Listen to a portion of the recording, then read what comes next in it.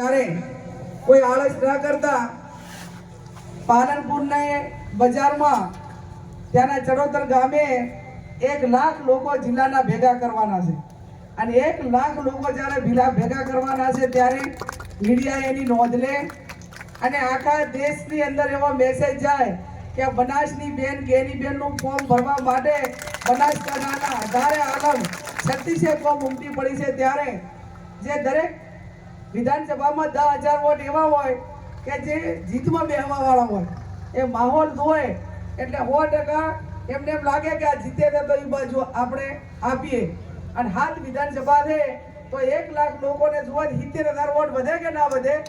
એક જ દાડે 70,000 વોટ વધી જાય ત્યારે આપ સૌ જવાબદાર આગેવાનો છો. મારે તમારી પાસે ભાજપ કોંગ્રેસના કોઈ ભાષણ કરવાના નથી.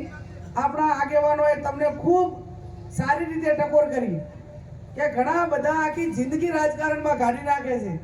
એ ખૂબ કામ કરવાની ક્ષમતા હોય છે, એ લાખોપતિ કરોડપતિ હોય છે, છતાં પણ એમને વિધાનસભાની કે ધારાસભ્યની ટિકિટ મળતી નથી. તે આખી જિંદગી કાઢી નાખી.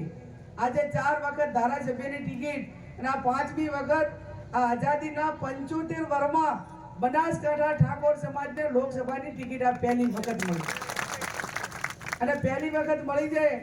હમણાં ગુલાબભાઈ કહેતા હતા કે 4 લાખ અને પહેલી વખત ટિકિટ મળી હોય અને તોય પરિણામ ના આવે તો ભવિષ્યમાં ભલે કોઈ પક્ષ કહે કદીએ ઠાકોર હું તાકે કરું કદીએ ના કે ભાઈ આટલા બોલા છે તો કાંઈ મળ્યું નથી તો પછી બીજાને એમ કે ભાઈ એ માન્યું કાંઈ હવે જાતિ કે એના હિસાબે મદદ થાય એવી વાત કોઈ માનવામાં આવે નહીં.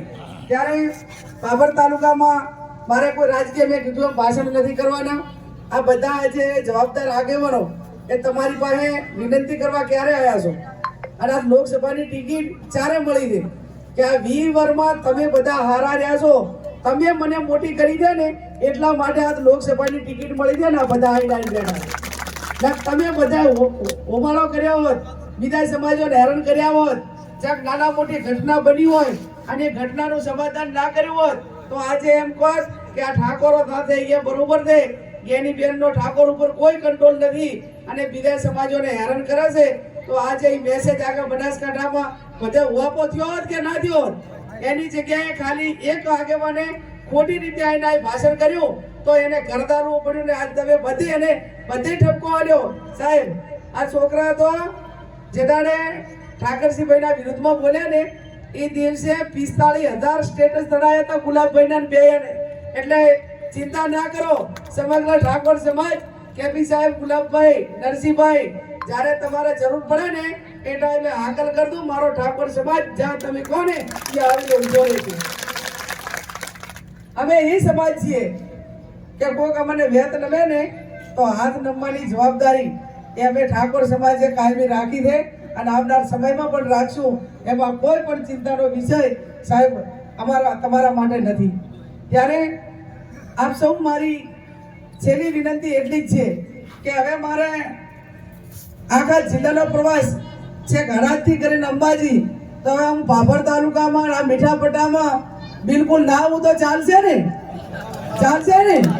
લગભગ કહેતા ને પેલા પ્રતિષ્ઠા છે, લગ્ન છે, આ 20-25 વર્ષમાં એક ઘર બાકી રાખ્યું નથી. તમે રાતે કીધું તો રાતે, દાડે કીધું તો દાડે, ફોન થી કીધું તો ફોન થી, કોક ભેગું કીધું તો કોક ભેગું. આમ આવીશું કે નથી આવીશું ને જેટાને બોલાય ગણે તો હવે અત્યારે ના આવું તો ચાલશે ને?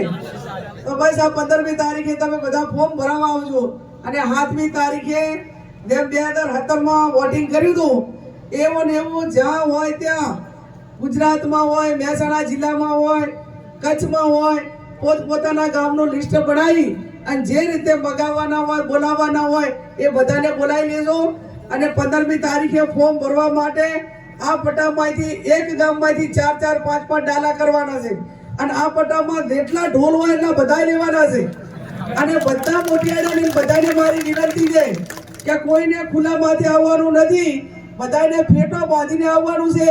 આવશો કે નહીં આવો? બધા ફેટો બાંધીને આવવાનો છે. પાલનપુરમાં લાગવું હોય, વટ પડવો હોય કે આ ભાઈ કેપી સાહેબ એનો વટ પડે ભાઈ ભાવ તાલુકો ભાવ વિધાનસભા તો ગુલાબભાઈ હરીભાઈ કરવી અમારી જોડે તો ત્યાં કીધું 300 ગાડીઓ અમે લાવશું તો તમારા બધાના ભરોસે આ ત્રણેય તાલુકાની હું 400 ગાડી કહી છું.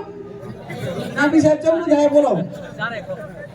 હું કેપી સાહેબ ને બીજું કોણ છે મારે ભાવ વિધાનસભામાં કાવદી ને ભાઈ અડદાભાઈ બાજગાન દલાદી સાહેબ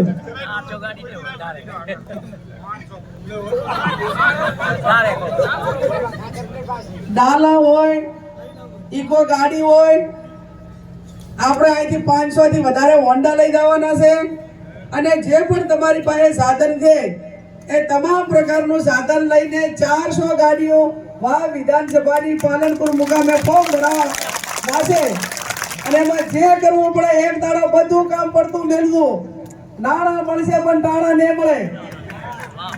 પછી એમ કહેતા હતો કે મારું બેટું મનમાં રહી ગઈ એટલે એક દાડો જે કઈ બધા ઘરે બોલાવીને એક જણોને રાખી અને ચમ ઓની દાન દાતી હોય બધાને ઘરે એક જણોને જ રાખે ખબર